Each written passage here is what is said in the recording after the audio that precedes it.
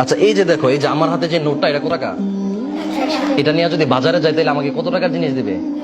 যদি তুমি যাও 100 টাকারই দিবে। কোন মেম্বার চেয়ারম্যান গেলে, এমপি মন্ত্রী গেলে? আচ্ছা তাইলে বুঝলাম যে এই টাকাটার মূল্য হচ্ছে 100 টাকার, তাই না? হ্যাঁ। আচ্ছা এই টাকাটা এখন সোজা আছে না?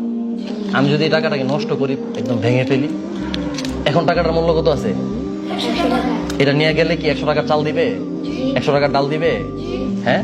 আগের যে মূল্য ছিল এই মূল্যটা এখন আছে না? এই যে পানিতে চুবাই তারপর শুকাই নিয়ে যাই, তখন কি এটার মূল্য কমবে? আচ্ছা এটা যদি ডাস্টবিনে ফেলে দিই, ডাস্টবিনে ফেলে দিলাম, ওইখান থেকে তুলে তারপর বাজারে গেলাম, ওই লোক কি আমাকে 50 টাকার জিনিস কম দিবে? হ্যাঁ। 100 টাকার জিনিস দিবে না?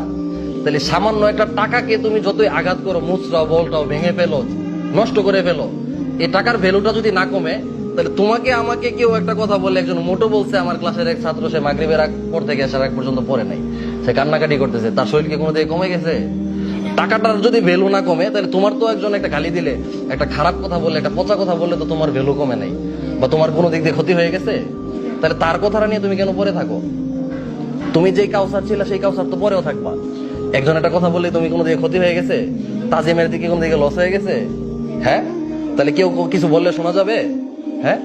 একটা কথা মনে রাখবা সবসময়, মানুষ তুমি সফল হওয়ার আগ পর্যন্ত তোমাকে সফল হইতে দিবে না, আর সফল হওয়ার পরে তোমাকে সফল থাকতে দিবে না।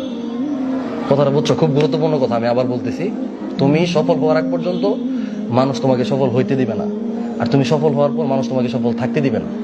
এমন